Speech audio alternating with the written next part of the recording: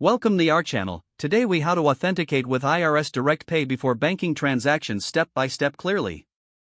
Begin by visiting the official IRS Direct Pay website. Look for the Pay Your Taxes section on the homepage. Select the option for Direct Pay.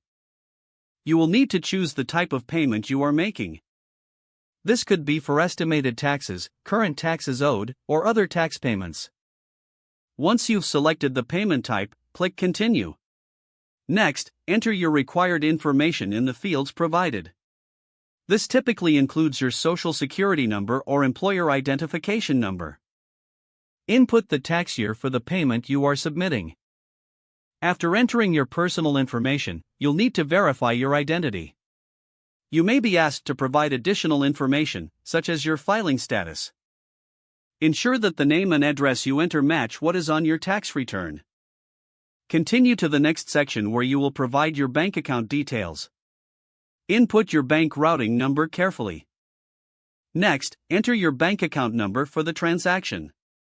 Choose whether you want the payment to be processed today or scheduled for a future date.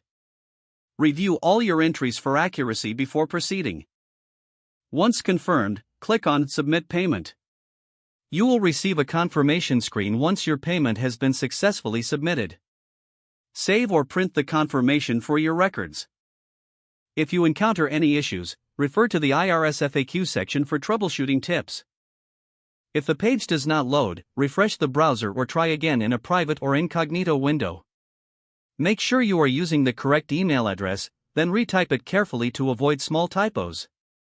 If your password is not accepted, use the reset option and create a new strong password you can remember.